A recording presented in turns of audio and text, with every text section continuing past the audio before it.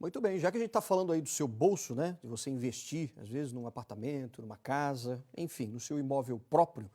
Segundo o Banco Central, os investimentos em poupança, só no mês de agosto agora, foram de mais de 200 bilhões de reais em depósitos, né? Só que mesmo com esse bom resultado, aparentemente, as pessoas estão deixando de lado a caderneta de poupança. Por quê? Porque não rende tanto quanto qualquer outro investimento, né? E na contramão justamente da poupança, outros investimentos aí têm ganhado cada vez mais força e aumentado também o número de aplicações. Um exemplo são os investimentos em startups, que são aquelas empresas, né, de base tecnológica. E para falar mais desse assunto, então, até para a gente conversar, tirar as dúvidas sobre isso, estamos ao vivo com o Thiago Tosi, que é o CEO da empresa Organismo Brasil, já está aqui com a gente por Hangout. Muito boa noite para você, Thiago, tudo bem?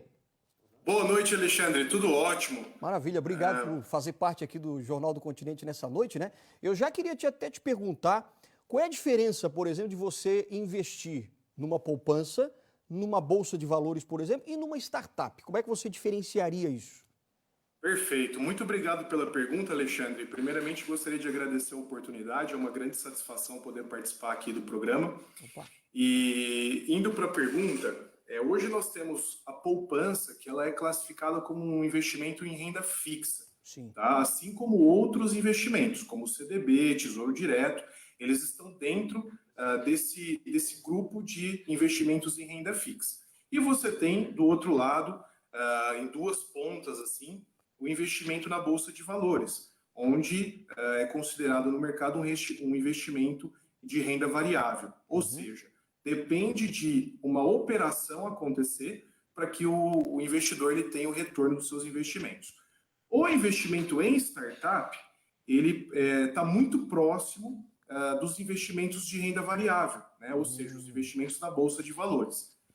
O processo ele é muito semelhante.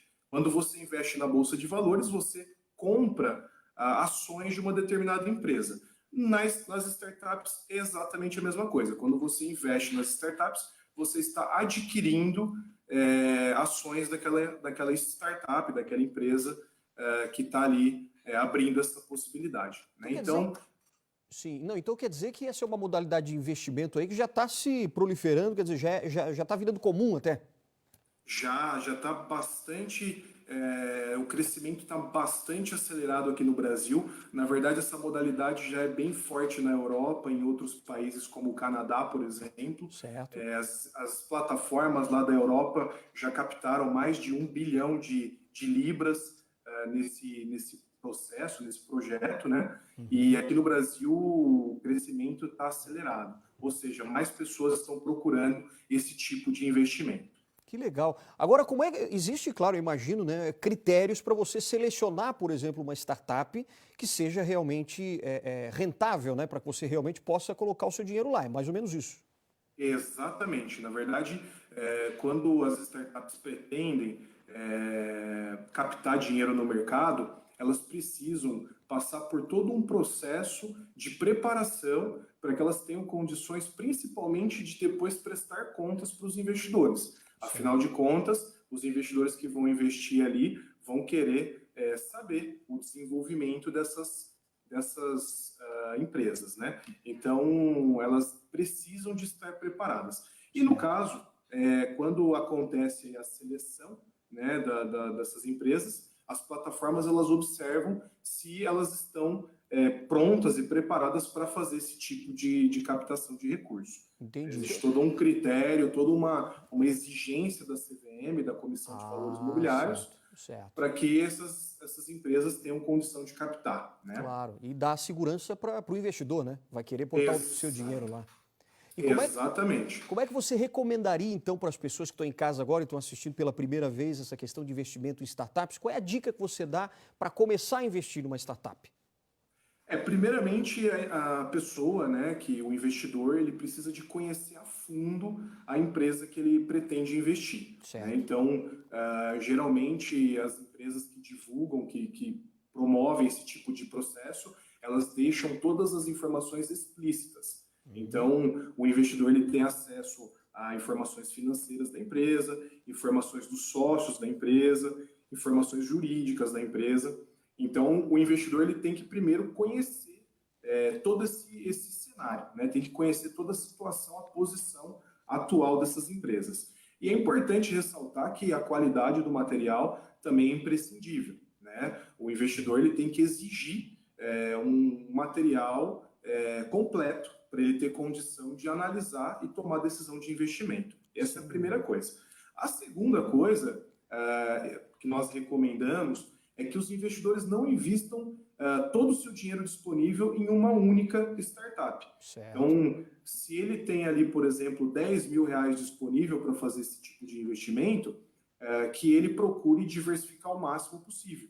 Né? De preferência, colocando ali R$ 1.000 em cada uma, por exemplo, ele vai ter uma carteira com umas 10 startups.